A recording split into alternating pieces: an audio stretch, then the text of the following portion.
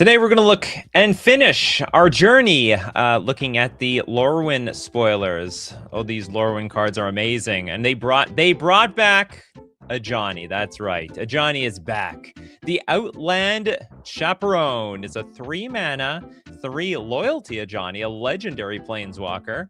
+1, create a 1/1 green and white Kithkin creature token. That's pathetic. And why are we bringing back why are we bringing Kithkins? Why aren't we making some cats over here? Where's our cat army? This is not very kindred of you, Ajani. Okay, and then -2. Ajani deals 4 damage to target tapped creature. That's actually pretty... It's like okay, but it's actually pretty terrible. And the reason for that is you can't interact with a creature that hasn't attacked you yet. So by the time it's attacked, you actually might have killed the Ajani already. And then -8, look at the top X cards of your library, where X is your life total. You may put any number of non-land permanent cards with mana value 3 or less from among them onto the battlefield. Then you get to shuffle. That is pretty serious. I'm not gonna lie. That's quite the ultimate. You may not win the game on the spot, but you might. There's probably a lot of 2-card or even 3-card or 4-card, 5-card. You have an infinite. You could have a 7-card combo that you just assemble at the same time. It's mana value 3 or less from among them, and you just put them all onto the battlefield. It is a strong ultimate. If you don't win the game on the spot, well, what the hell did you have that ultimate for? Although, okay, sorry. If you have like literally an 8-card combo and then 2 of those combo pieces died somewhere halfway through the game, then well, that was your fault, I suppose. Completely your fault. Bryce says, has Bray of Clan... we probably haven't done that one. Okay, we'll talk a little bit more about the Ajani before we move on. It's just a 3-mana outpost. Yeah, you could look at it like that. Making a bunch of completely useless tokens. I don't know how easy it is going to even get this ultimate off. Like, what, do you have to wait 6 turns? Or you proliferate? There's a lot of proliferate people out there. You go 4, 5, 6, 7, 8. And then next turn you ultimate. Surefire Self says that second ability really needs Teferi's text, where you can activate the ability as an instant for it to be useful. Correct. You would. Or how about this? It just deals 4 damage to target creature. Why did it have to be a tapped creature? Why did they have to be so... Why do you have to do that, Ajani, when they're so vulnerable? They go in for the attack. They threw the first punch. You know what? Johnny's actually a very classy cat. Lets the opponent make the first move before he makes a move.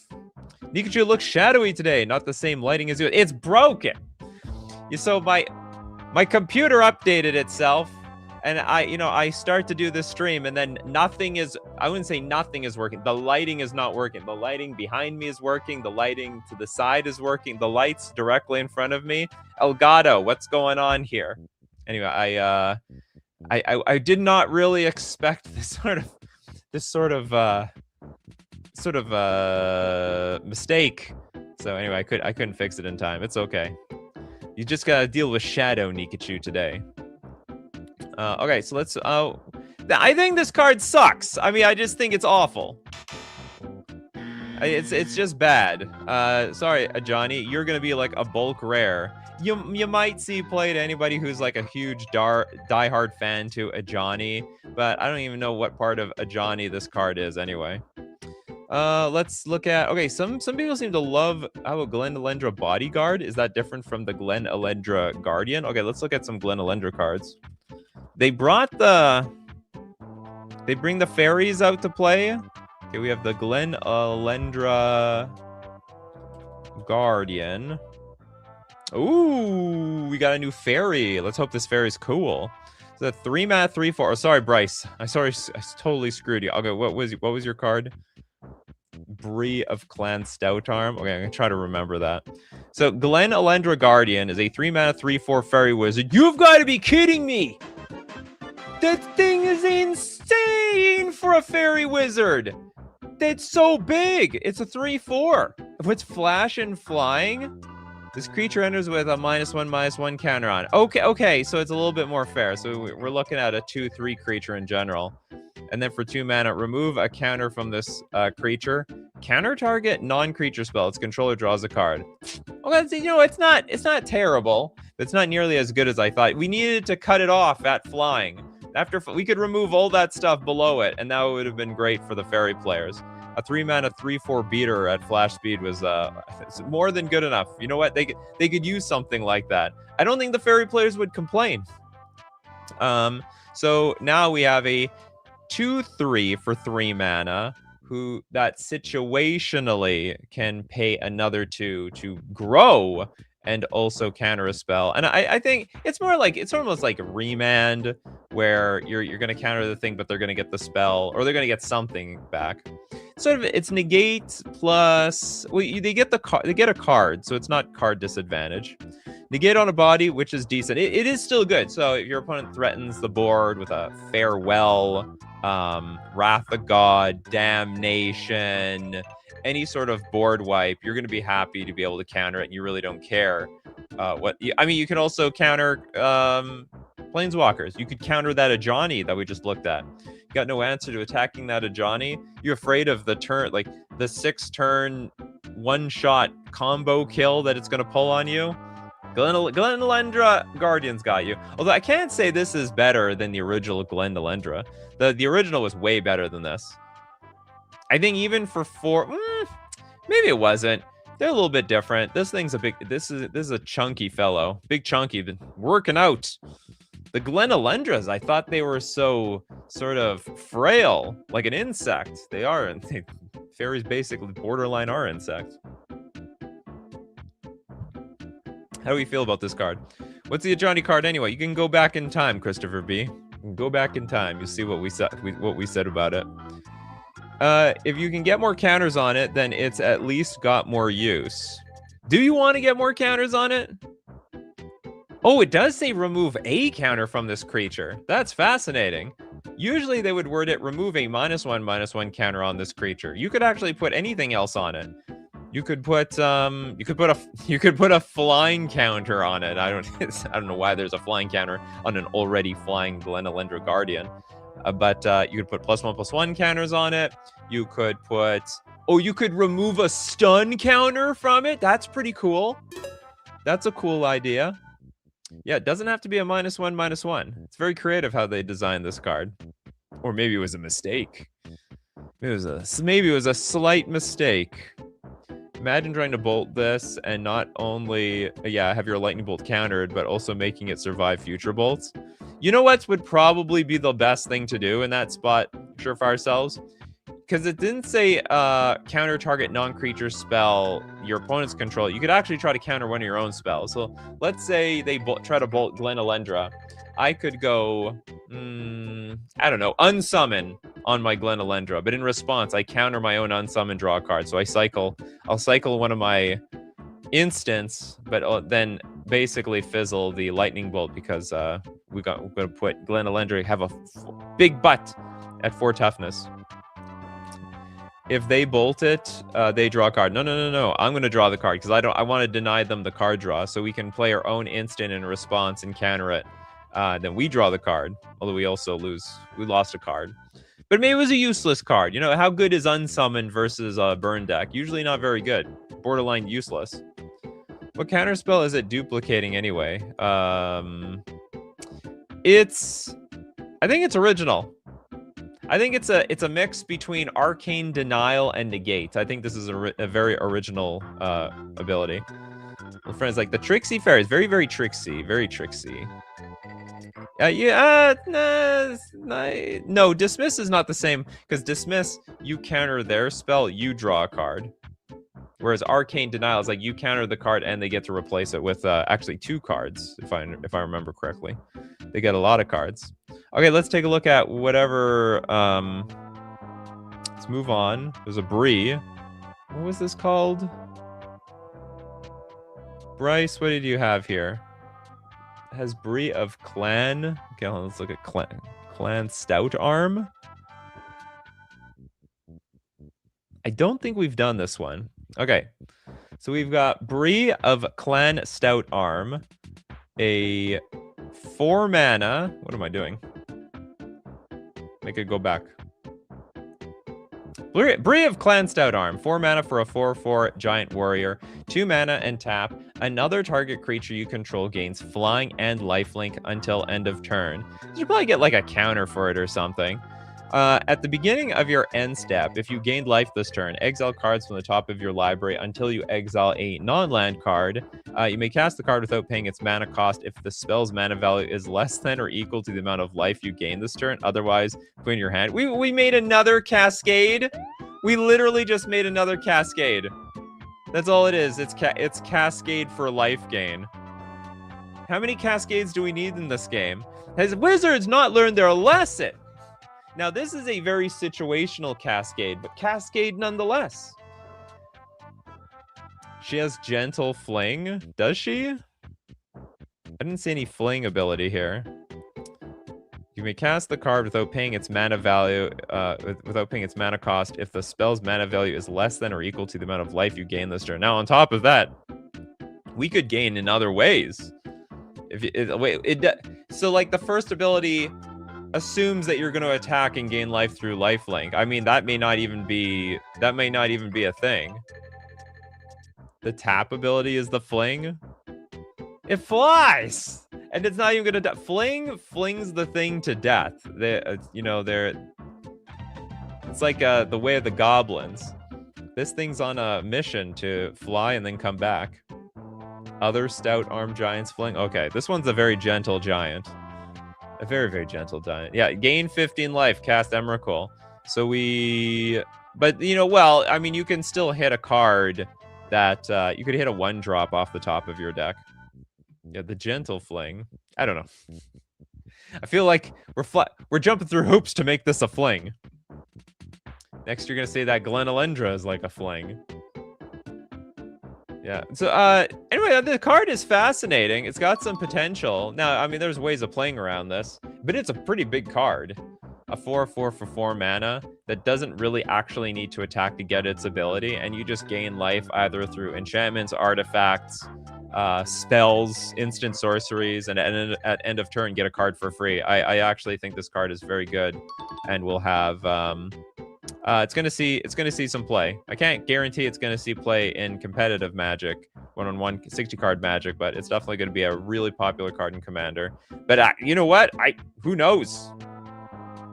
I should not make any statement about, like, the playability in 1-on-1. This could end up, like, for all I know, being very, very good. It's the type of card you can sit back on and still get like a really big advantage. Not to mention, you could try to gain a bunch of life first, then play Bree, and then like sort of get good value. I like it, but you have everything go your way to pull it off. Not really. You just gain some life past the turn, and then you reveal cards and you hit a 1-drop, right? Is it equal? You may cast that card without paying its mana cost if the spell's mana value is less than or equal to the amount of life you gain. You gain 1 life. You gain 1 life. That's it. And you get a 1-drop. You get like a creature or a lightning bolt or a path to exile. I think that's pretty easy to pull off. Okay, let's look at Argentina's Champion of the Shoal. A lot of people wanted to see this thing the other day. We still have no Champion of the Shoal. Do you have any Shoal card? Oh, it's Champions. Champions of the Shoal.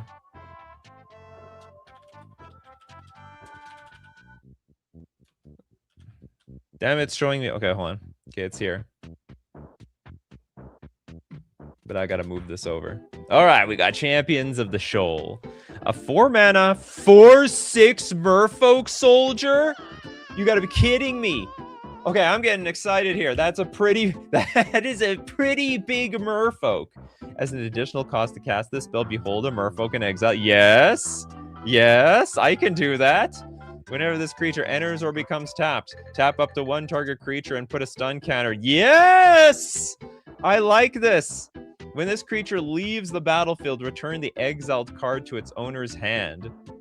Oh, I see. So if I have to... Oh, no. Cast this spell before... Oh, I have to exile my Merfolk. Oh, no. That is terrible. I don't want to exile my... Well, maybe. Can I exile a token? That's not nearly as good anymore. But finally, I get a 4/6 creature that can sort of like combat a bunch of other big creatures. Not looking so big after all, huh? Flage. I can actually like reasonably block the damn thing with a few lords in play. If the merfolk is weak at that moment in time, then you get the 4/6. I do get the card back though. Okay, that is the good thing. Do you know what? I could put a Silver Gill Adept in play first. I could put the Silver Gill Adept in play. I exile with my Champions of the Shoal. And then if this thing dies, which I'd be fine with at that point, I get my Silver Gill Adept back, and then I can draw a card. You know, it's a lot of mana, but it's very powerful, and I like the interaction that it's giving me. And at the worst case scenario, I mean, I just show them a Merfolk card from my hand anyway. Oh no, wait a minute, it leaves the battlefield, return the exile card to, so it's always going back to my hand. Okay, that's still not bad, even with like Silver Gill Adept, because I just replay it afterwards and still get another card. Yeah, exile dude with ETB. So on the plus side, unlike old champions, you can blink it without consequence. And this is additional cost to cast the spell, so I'm not going to get blown out when I try to champion a card in play. Hey there, Megamika. And it puts a stun counter on a creature every time it taps. Now, oh my god, you're right. That is insane. Because, so basically the card is just never untapping.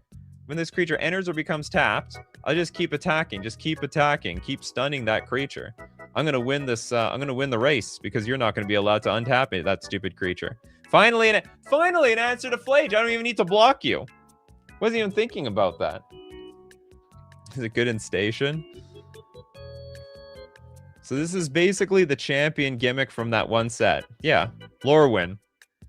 We're going back. They're bringing back the mechanic, but they're fixing it this time. Instead of making unplayable trash, they're actually trying to make it playable beyond, like, I don't know, standard rotation. Yeah, you could blink this thing. I think that's quite reasonable. The Ghost of Thomas Jenkins. I don't have a lot of blink cards, but it's possible. Oh, yeah, it's way better than championing. But the problem with championing is, like, okay, when this thing enters the battlefield, you have to champion. If you don't, you sack the creature. Well, what kind of champion is that? Yeah, I didn't even think about that parallel. That's right, it's Frost Titan. Okay, I think this is a cool card. I'm actually gonna, I probably can't play like 4 of them because it's so damn expensive at 4 mana. But my god, it's so interactive. It's super interactive. I'm probably not even unhappy when the thing dies. I'm gonna get my card back. Okay, that really puts some pep in my step. So we're gonna look at more of these amazing Lorwyn cards, but we gotta thank our sponsor today, FusionGamingOnline.com. This is not it. I just realized nothing works. Hold on, what is it? How do I show this?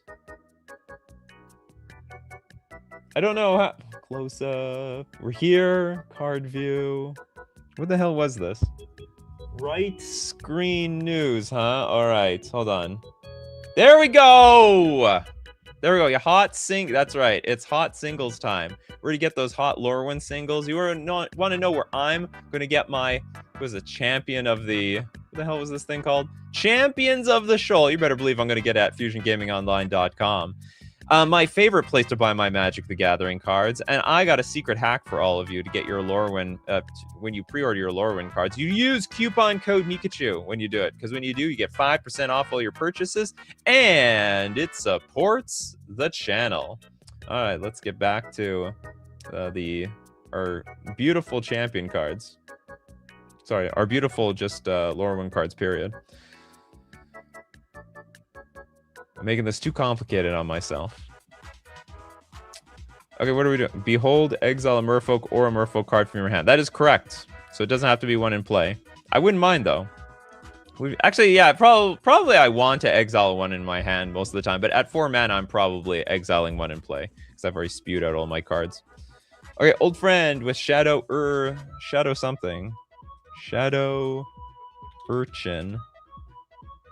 Oh, Shadow Urchin is A 3-mana 3/4. They made these creatures big and beefy now.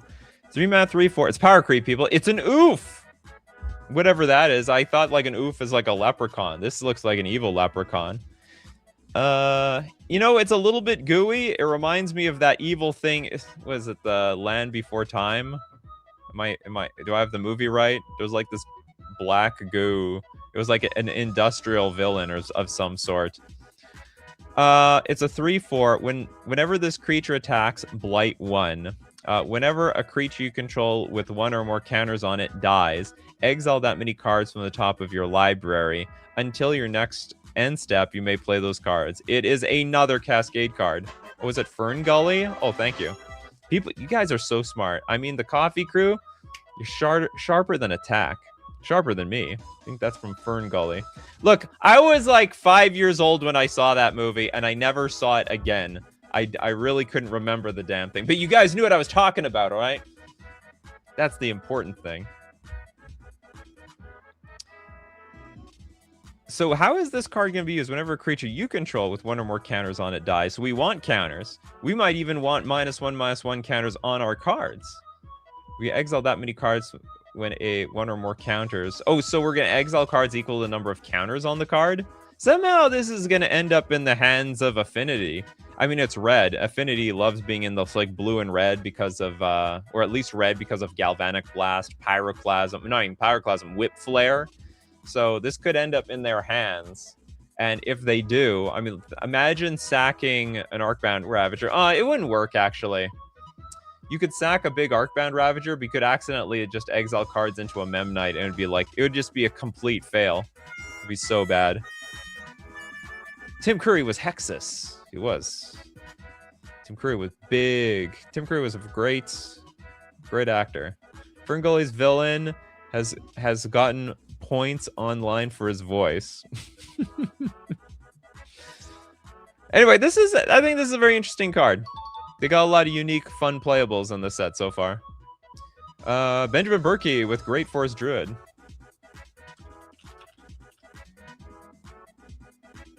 Oh, hold on. Today's show is so jank, but we're getting through it. Great Forest Druid is a 2-mana 0/4 Treefolk Druid. Tapped, add 1 mana of any color. Sold! Very easy. Who's going to play this card? I guess the Treefolk decks? Treefolk deck can play this card. Oh, the Doran deck can play this card. Mana Rock, then it can attack. They'll love it. Stormy Cat with Deep Channel Duelist. I don't think we actually look at this card yet. So this is, I heard word on the streets when it was leaked that there's a Merfolk Lord in here. It's a 2-mana 2/2 Merfolk Soldier. At the beginning of your end step, untap target Merfolk you control. Other Merfolk you control get +1/+1. I think this will be like a standard playable. I don't think outside of standard this is going to be very good. There's not a lot of Merfolk with tap abilities. It's like sort of fine to be able to maybe untap a Merfolk to block, but you know, most Merfolk are terrible blockers. If I need to untap at least a legendary, I can use Manamo. And the Lord effect is sort of weak, but like whatever. Lord effect is a Lord effect. But it probably, if you put a gun to my head to make a Merfolk deck in standard, I would have to play this because we need Lords. It's Lords or nothing. It's Lords or bust. And I think Merfolk lost Hexcatcher, which really sucks. Unless someone finds a way to make it in a blue-white deck. This thing? Honestly, I think Merfolk and Standard would be banned. There's a lot of great green cards and a lot of great white cards, and the mana is... I think it's pretty good. I think it's okay. I think. Maybe the mana sucks in a world of like a bunch of mono red or whatever. Well, then next up, let's go Christopher B. So have we gone through each of these? I don't know about belonging. Do you belong? We have looks like some sort of weird goat. It really looks like something from Ikoria. 6 mana for a 6/6 elemental incarnation. Oh wow, they need to make like a blend between Ikoria and Lorwyn. It's gotta be something. They could team up or do something over there. They're gonna blend Merfolk with elves and stuff. Wait a minute, then that'd just be like Gate Crash. Okay, belonging, 6 mana 6/6. When this creature enters, create 3 1/1 colorless shapeshifter creature tokens with Changeling. That's pretty good. And then we also have Encore for 8 mana. You can exile the card from your graveyard, and for each opponent, create a token copy that attacks that opponent this turn. If able, they gain haste. Sack them at the beginning of the next end step. Activate only as a sorcery. But what I understand here, if I understand this card correctly, even though we're going to get the 6, even though they're going to exile the 6/6 at end of turn, you're going to keep the 1/1s. So for each of your opponents, you have 3. You're going to get 9 1/1 tokens, and you're going to keep them, and that's great value. Give them all companion and mutate. Yeah, let's make it as complicated as possible. Definitely a commander card. It's probably a little 9 1/1s at a 4-pod. That's right. Sounds beautiful, right? 9 tokens for 8 mana is peak. And let's not forget about the 6/6s, all right? Let's not forget about that value. Turiat, Adept Water Shaper. We have a mono white Merfolk. I have seen this. We've been discussing this in the Merfolk Discord. 3 mana, 3/4. Merfolk Cleric might end up being a slightly better cleric than a Merfolk. Other tap creatures you control have indestructible. I don't know how to think about this card. It sort of looks good. Like, I like that I'm able to just freely attack with my Merfolk and not be afraid of them getting killed. On the other hand, this thing can still get killed, even when tapped.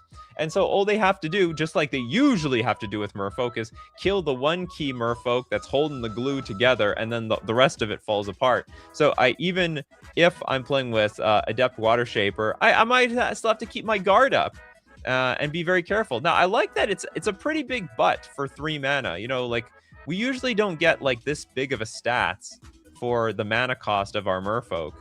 The largest being Sfealoon. So getting a 3/4 for 3 mana, I like that they're making that the standard, because I sort of need it in this world. Just need it. Attackers have indestructible, goes in many decks. There is also the thought that Moth Dust Changeling, it's a 1 mana 1/1 flying changeling, and you can tap any I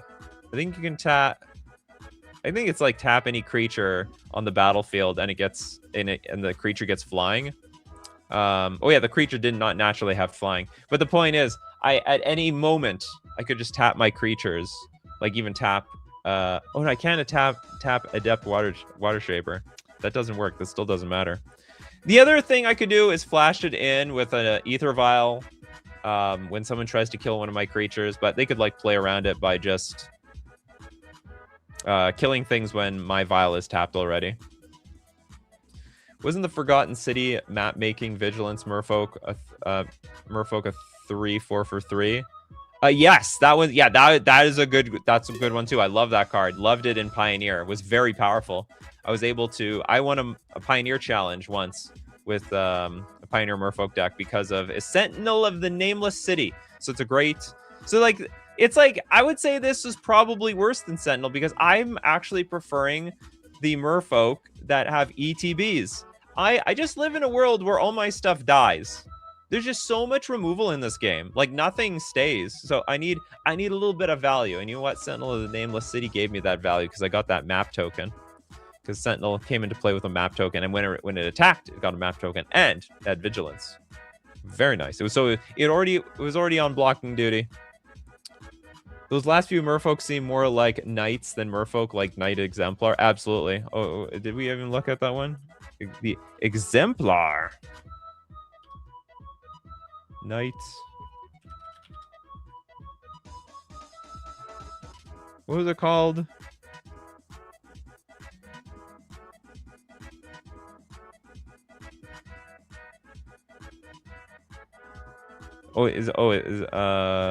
Is it in this set? No, I don't think it's in this set. Okay, I thought it was in the set. It's okay. We can move on.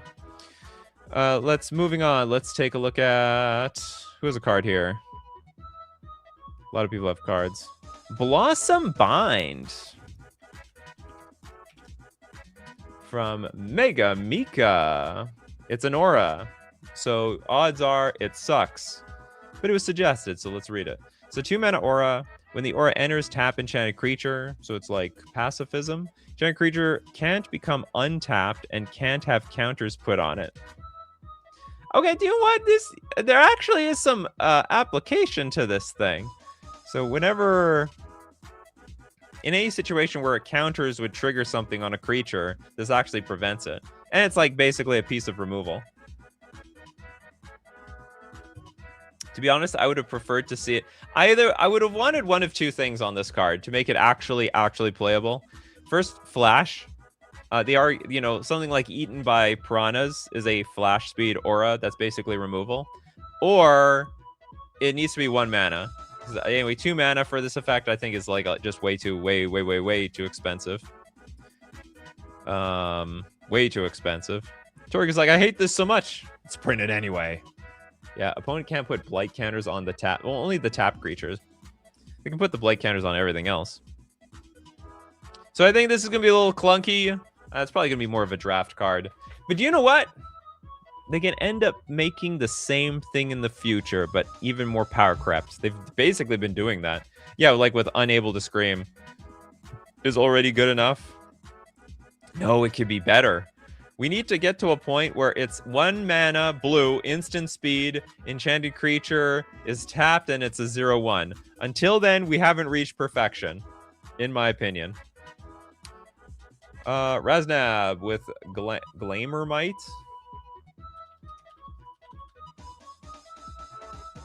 What do we got here? It's a fairy for 3 mana. Flash and flying. When the creature enters, choose 1. Tap target creature, untap target creature. Did they power creep? Oh no, they did. I was thinking of, like, did they power creep Pestermite? But Pestermite could untap lands, which was very important. This is just tapping creatures and untapping creatures. It's like, it's okay. It would be interesting if they just power crept Pestermite and gave it 2 toughness. That would really go a long way, even in Modern, because having 1 toughness is just so brutal in 2025. Sorry, in 2026, I forgot what year we're living in right now.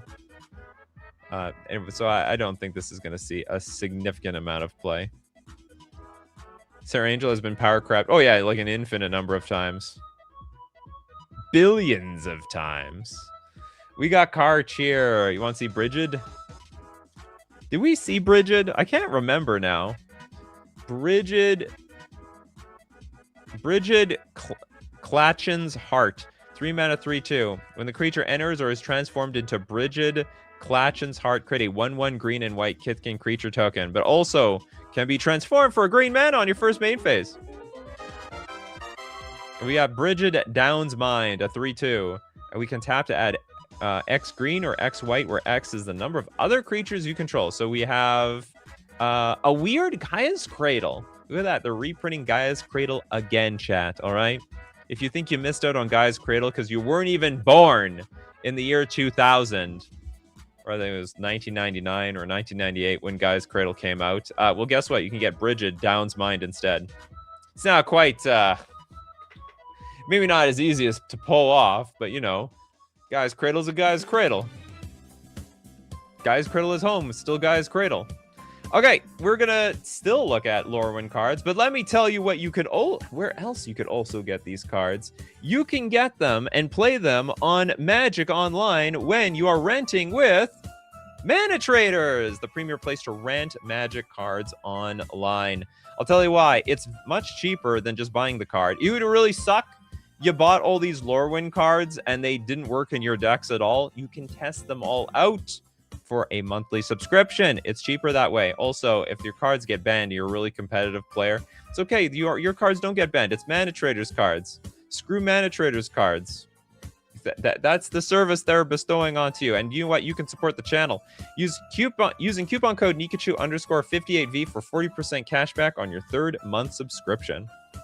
Let's get back to our wonderful Lorwyn Eclipsed cards and stuff.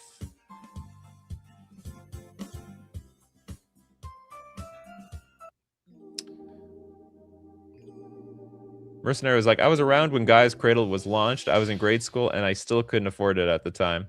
Sucks. Wasn't it like $50 or something? I don't know. I don't want to speculate on them. They were all pretty cheap back then, but like still like money. I'll tell you, okay, it was expensive for a kid in high school that has no money, because I've been there before. That was terrible. Christopher B, Noggle the Mind. You know, everyone gives such a bad rap to MTG Arena. I would love MTG Arena if I was 13 years old all over again, because it's free.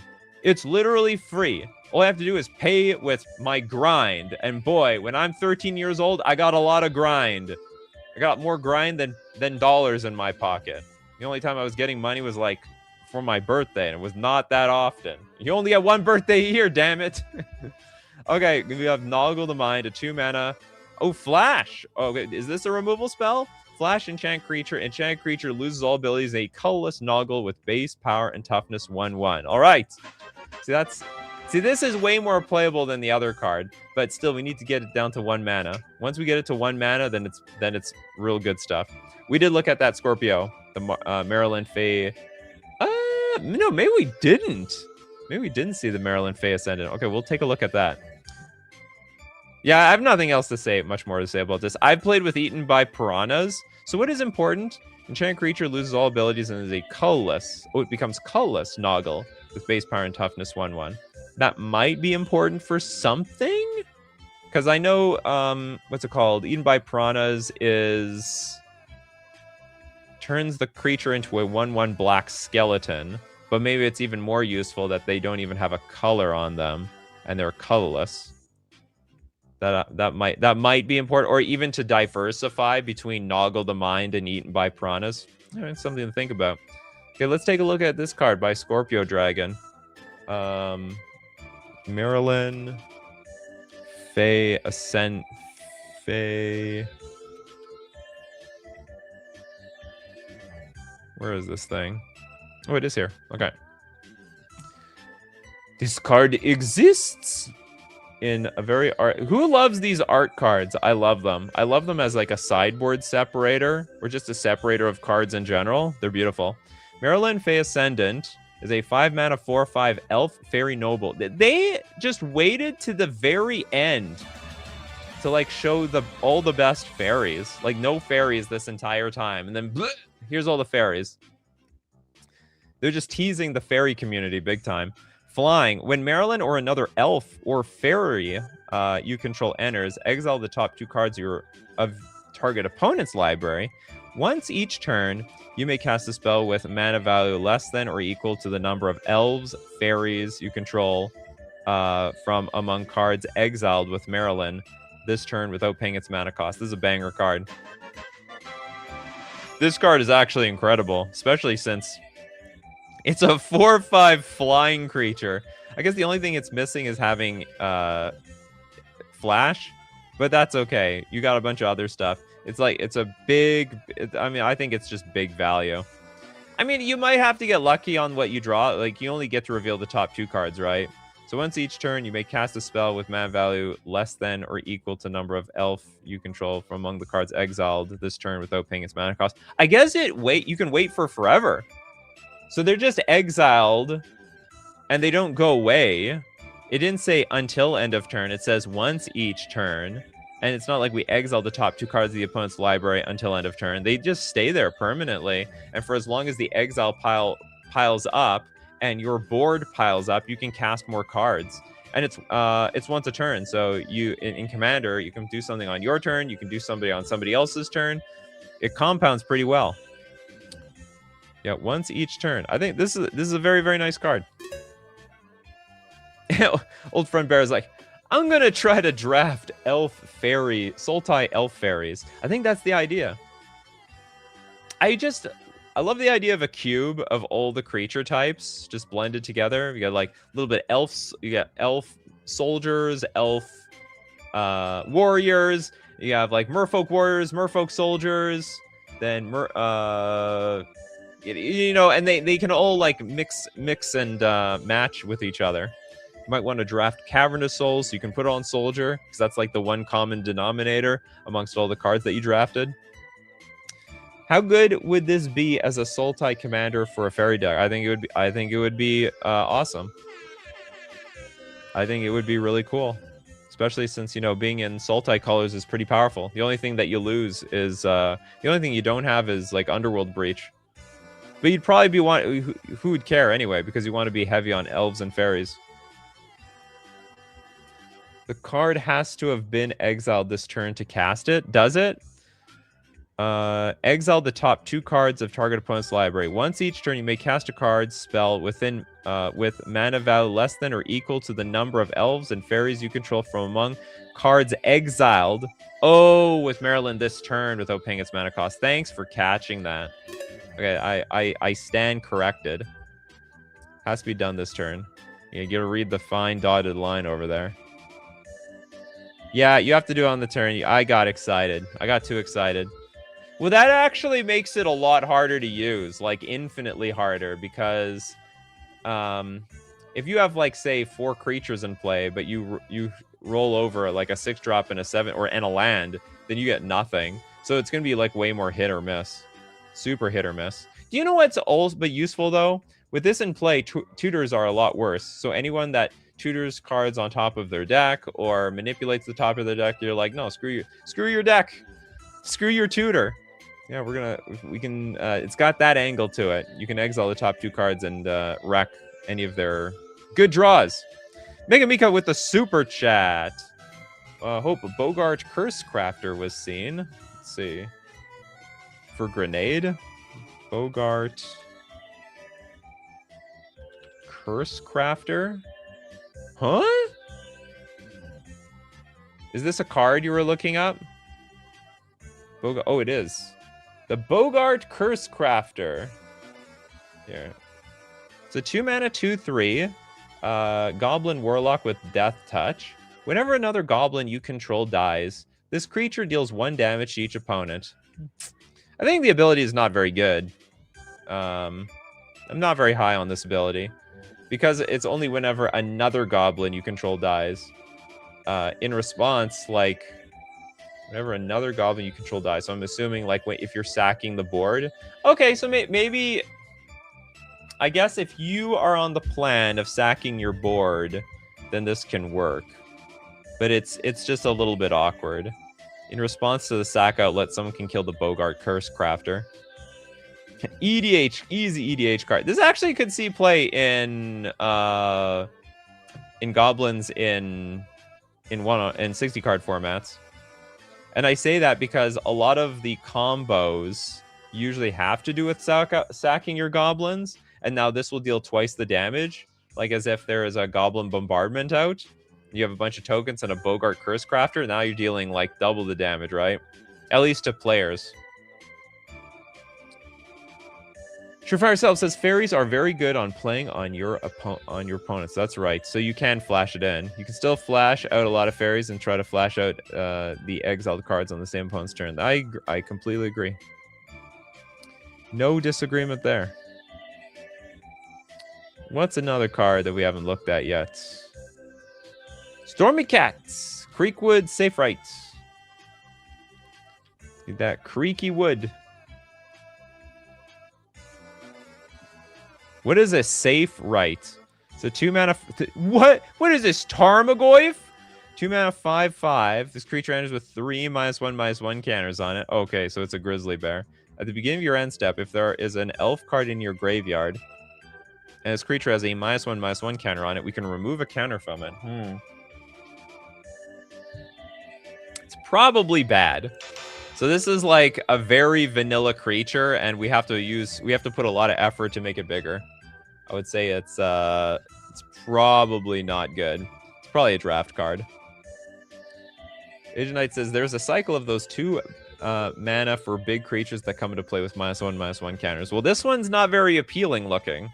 Especially since, like, we're asking an elf deck to have elf cards in the graveyard. Sounds like something went wrong. The plan has gone wrong if there's elves in our graveyard. Especially if there's more elves in the graveyard than there are in play. What do we got next? Anyone else didn't get a card yet? Vec has not got a card. Kin Scar Sentry. Kinskare Sentry. 2 mana 2/2 Kithkin Soldier.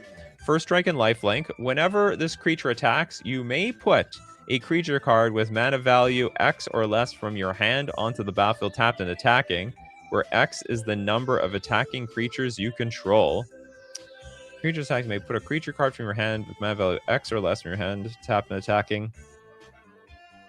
Where X is the number of attacking creatures you control. I have no idea where this is going to see play or how it's going to be used. It looks good, though. Looks like a fun playable. It's like you get it out very early. You know, even if you're going to put like a 1 mana card in play, this is very mana efficient. So like if I get to my if I play this on turn 2, get to my turn 3, attack with say 2 creatures, no big deal. And I put a 1-drop in play and also play a 3-drop from my hand. I think that's really good value. Exactly. And it's already attacking. It's already getting in the red zone, which is very nice. Christopher B says black-green elves with grave mechanics have been a thing in Ravnica, in Lorwyn, and in Kaldheim, and more. It's just a thing. Well, that is a thing in theory. I don't think it's as much of a thing like in practice. The only card that gave a crap about the graveyard was Deathrite Shaman, and it's mostly banned. It's mostly banned. Enjoy it in Commander, fellas, and Pioneer. No fetch land, or very few fetch lands there. So this is a very interesting card. They could definitely see a lot of play. Stormy Cat with Mud Button. What the hell's Mud Button? It's a Mud Button. The Mud Button Curse Tosser. As additional cost to cast this spell, behold a goblin or pay 2. This creature can't block. It's not trying to sell me. It's not selling very hard to me at all. When this creature dies, destroy target creature an opponent controls with power 2 or less. That is pretty cool. That is actually really cool. So this is a 1-mana Savannah Lions. You can't block. So it's really hard to get a 2-for-1 like that. But you can just... you can go kamikaze into your opponent. And if they don't block, they take 2 damage. If they block, you might be able to kill a creature on the board that you actually want to block. Button up that... Yeah, we got to button up that mud. Some people out there might be dressing in mud. Don't got clothes, just cover yourself in mud. No one will know. No one will judge you. Deathrite was damn good for when that was legal in Legacy and Modern. Oh, the good old days. I think we've seen Silvergill Mentor. Silvergill Mentor.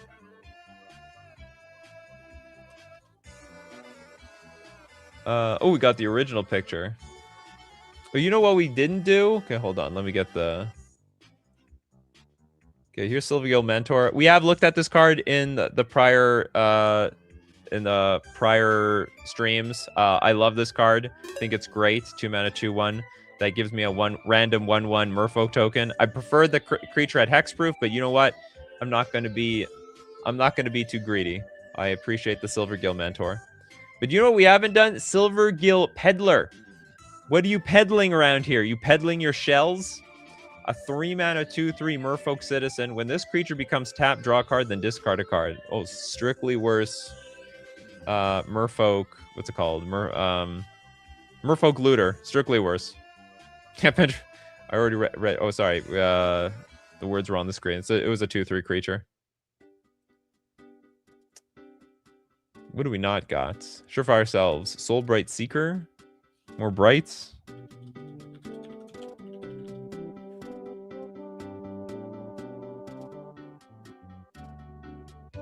Oh, this whole arrangement is so jank. Okay, we got Soulbright Seeker, 1-mana 2/1 Elemental Sorcerer. You must also behold a elemental. For a red, tap target creature you control. Sorry, 1 red. Target creature you control gains trample until end of turn. If this is the 3rd time this ability has resolved this turn, you get 4 red. That's a lot of red mana. Don't spend it all at once. This is the cheaper version of Soulbright Flamekin. I agree. There's power creep, people. Why couldn't I get a power crap Silvergill Adept? Draw a card and get a 1/1 when it enters the battlefield. God, that would have been awesome. That would have been so awesome. Does it pay for itself? You have to spend a lot of mana on this though. You have to pay what? Red? Target creature you control gains trample until end turn. If this is the third time, add triple. Oh, so you get infinite mana. Is this an infinite mana machine, money machine glitch? Target creature you control gains trample until end of turn. If this ability is the third time it is resolved, we add 4 red. So I spend 3 red to get 4 red. I spend another 3 red, I get 4 red. I now have 5 red. Is this just a 1 card? Is this basically a borderline 1 card combo? What am I missing here? Target creature control gains trample. If this is the third time the ability is resolved this turn. So if nobody interacts, it's not infinite. It only triggers once for the third time. This is the third time this ability is resolved. Oh, I see. Yeah. So I can't count it again. I see. So if I try to do it again, all of a sudden it would be the 4th time I've done it. And yeah, I'm not going back to the 3rd time. 3rd time only. Yeah. Not every 3 times. That's right.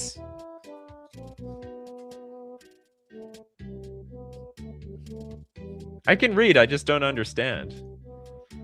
You know, it just feels like it resets after that. Intuitively, but it doesn't, technically. It's if I try to do it all over again, all of a sudden it's the 4th time. Well, you can still spend 4 mana to play this contingent that you have an elemental to behold, plus activate the ability 3 times. Oh, I see. Yeah. So if you have 4 mana, play this, activate 3 times, get the mana back, get a refund. You got a rebate. It's the Soulbright rebate. This looks like Chandra, sort of, to me. It's like Chandra has made, how do I put it? Found her spark with fire itself. I don't even know if this is broken anymore. If I can't go infinite with this thing, this is pathetic. This isn't that important. I think it's, I'm not going to say it's ultimately weak, but like, with 4 mana in play, I'm gonna play a 2/1 and get my mana back. By the way, if we kill the creature that we target for the first time, well, I guess we can target it again in response. Does it have to resolve? This is the 3rd time this ability has resolved. Ooh, it does need to resolve. So I need. So they could still try to kill it in response, and I've just lost a lot of mana for nothing. It's not when it's activated, it's when it's resolved. How could it be Chandra if she's not on a high-tech bike? Oh, I can feel the sarcasm. Okay, let's move on. Let's get... Is that a card in the set? Runaway Steamkin? No, that you're talking about an old card. Raznab with Soul. Is it Soul... Immolation.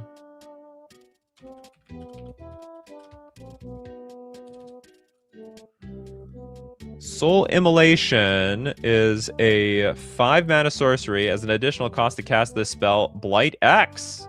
Someone's gonna get screwed by that. X can't be greater than the greatest toughness among creatures you control. This reads like an AI card. It's like Blight X. X is basically whatever you want. But it's it can't be greater than the. But we do get to choose X. It just can't be greater than the greatest toughness among creatures you control. Soul Immolation deals X damage to each opponent and each creature they control. Where's the bingo card? Too much X. Too many X's on this card. Flyman Eternal says nope. They can't just kill it. If you activate it in response for the kill another time and get your mana back. But my point is you'll need 3 mana. So you, for that last card, you would have to activate it an additional 3 more times in response. And by the way, they can still respond by trying to kill the creature. But then that means you had like a lot of mana up in the first place. A lot of manas. I mean, you do net 1 red once you get 3. It's just rampant red. No, well, like if you have to do in response to a removal spell, you will not net anything. Yiza says this card sucks so bad. Well, someone wants this. Well, this is pretty spicy for EDH. Each opponent and each creature they control. Why are we making this complicated? Just play Earthquake or something. Just play Earthquake. Simple as that. Yeah, I think we've done Blossom Bind. But have we not done Soulfire Reimagined? Or is this it?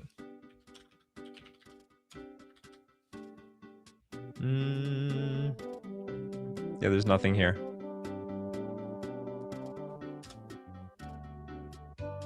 What do we got? What do we have next for a card? Yeah, bingo, too many X's. That's right. We've done Moon. I think we did. Did we do Moon Shadow? Or did we? Oh, we did not do Moon Shadow. We tried. We tried. But there was no Moon Shadow at the time. There. Ooh, look at that. Bernard. Bernard's the last name of this artist. Moon Shadow. A black for a 7/7. Okay, there must be a lot of blight counters being put on this thing. Menace. Creature enters with 6/1/1 counters on it. Well, that's terrible.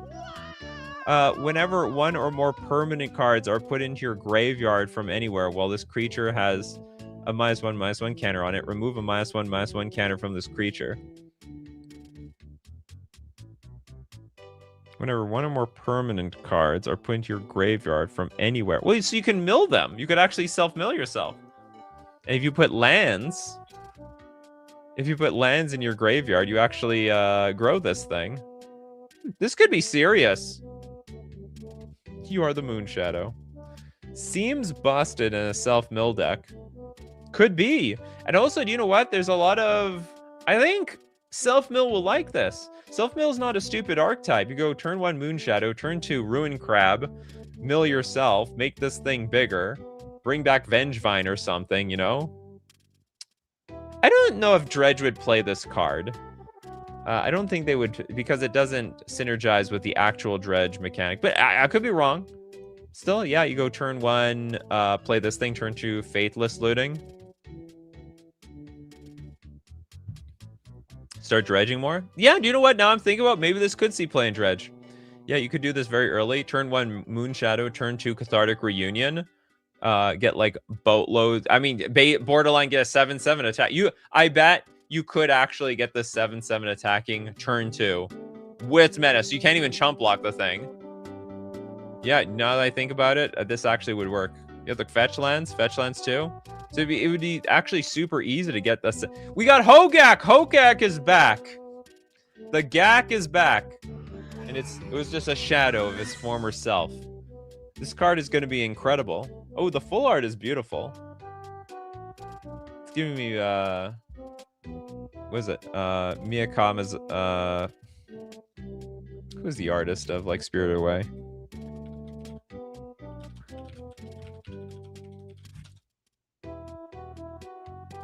Hayao... Miyazaki, that's what I was thinking of. Miyazaki. Looks like something from Spirited Away. That's right. Thanks so much, Raznab. Huge fan of Miyazaki. Love all the movies. I think my favorites are either Spirited Away and Howl's Moving Castle. What, the Moon Shadow like a centaur frog? I guess so. Something like that. Well, I mean, this is just one version. Then you got the other one version here. Yeah, I guess it could be. You could look at it like that. I'm looking at it like sort of like a dinosaur. This image makes it look more like a dinosaur. We got a dino on our hands. Dino waifu. Who's in for that? Who? Some people are into furries. Some people might be into the reptilians.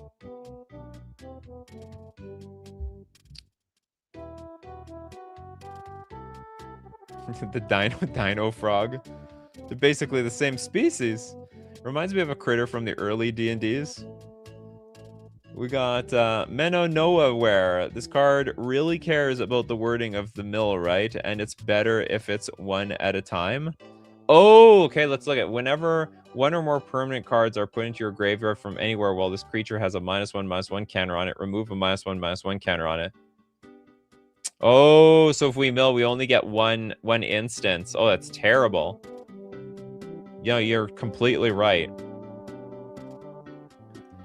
One thing that this show should be known for is it's genuine. We're reading the cards for the first time. I'm definitely reading the cards for the first time. I've done no homework on almost any of these, with the exception of maybe some of the merfolk, because I've already looked at them ahead of time. So yeah, so this card could be significantly weaker. So you would have to go fetch, remove a counter. Then if you go like Cathartic Reunion, but that spell hasn't resolved yet. So after I play Cathartic Reunion and discard a bunch of cards and even draw a bunch of cards, I don't think any of these triggers are going to trigger until the whole spell is resolved.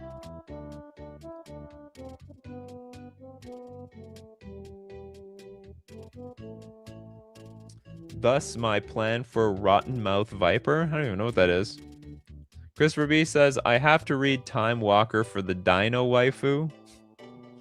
Oh, Scalies. Scalies are like furries, but they like the reptiles. All right, there we go. Shout out to the Scalies out there.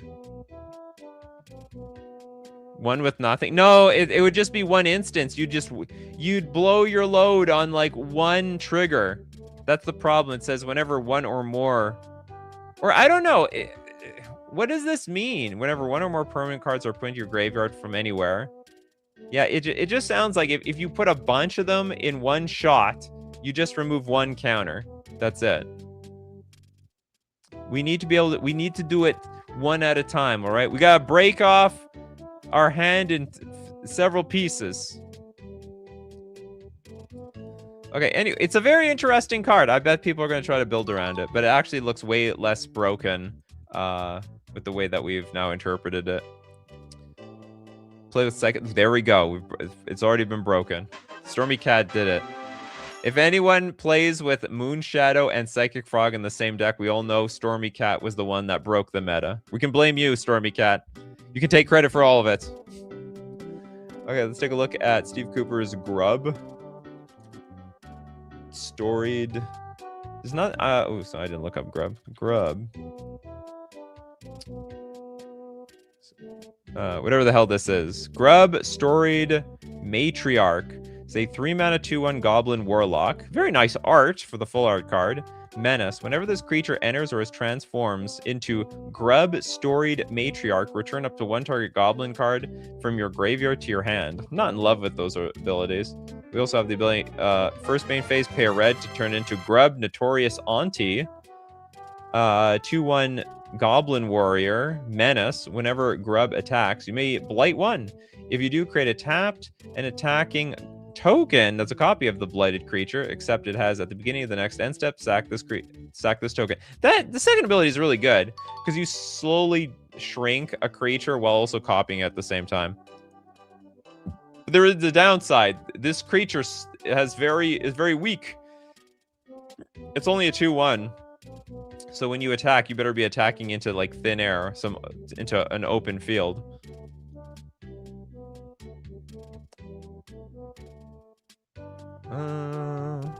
Surefire Cells says, there's a Rakdos Goblin Commander. I was wondering where the head of all these goblins in Lorwyn was. I guess it's Grub. Grub has arrived. Blight a Siege Gang Commander. Ooh. Ooh, ooh, ooh, ooh, ooh. Oh. Or maybe that's 6/6 that made that made 3 tokens per player. That could work. Or it wasn't 3 tokens, it was just 3 tokens. But then you get that creature. Oh no, but then it gets sacked anyway. I don't know how to make big value out of this card. Let's take a look at Benjamin Berkey's Kol Wrath Mystic. It's an elemental wizard. When I show it to you all. Okay, we have an elemental wizard, 3-mana 2/4. Whenever you cast a spell with mana value 4 or greater, this creature gets +2/+0 and gains vigilance until end of turn. This is awful. You know, it's like a really strong draft card. That's all I'm gonna say about this card. It's not quite broken. It's a strong draft card. Oh, did they print the Endurance? Did they print all the original elementals? I guess they did. Do they have Solitude in here? So they have Endurance, the 3-mana 3/4. Of course, this is probably like what, part of a commander set or something. When this creature enters, up to one target player puts all the cards from their graveyard on the bottom of their library in a random order. You can also evoke this thing and play with a green card. Sorry, Subtlety. Do they have subtle? Subtle. They don't have Subtlety. The F. The disrespect. Grief is not there. Well, maybe it was banned by the point that they tried. Do they have Solitude? Nope. They have Spiral into Solitude. Not quite the same thing. We didn't look at this card. 2-mana Aura, enchant creature. It can't attack or block, so it's basically pacifism. 2-mana Blight. Blight 1. Sack this Aura, exile enchanted creature. Oh, so guys, it's actually just hard removal for 4 mana. Basically hard removal. There is a Rakdos Doctor who called the Master Multiplier that allowed you to keep your created tokens from sacrificing at end of turn, so it'd be insane with that Goblin Commander. It could be. It could be. This set is amazing. Who's buying this set? Who's buying boosters? Oh, gotta do everything the old-fashioned way. As usual, my coffee crew, we do these shows. Where are we? We do these shows weekdays, 3 p.m. Central Standard Time. Be there or be square. Also, thanks to everyone who supports the show. If you're a patron on Patreon or a member on YouTube, big shout out to you all. But also, we also have to thank the people who make the show every single day. People like Mercenary and Raznab in Argentina, Steve Cooper. Having all the MH2 Evoke Elementals in a Precon would be cracked. Oh, they're from the Precon? They had Fury. That thing's busted. Buy singles. And preferably from FusionGamingOnline.com. We also have, so we had Yezus, Little Deadfly, Surefire Selves, Turg, Christopher B, and many more. So as usual, my coffee crew, keep bringing those coffees, and we're going to keep bringing up the magic. Take care of yourselves. Have a whole lot of fun at pre-release, and I'll see you at the next cup.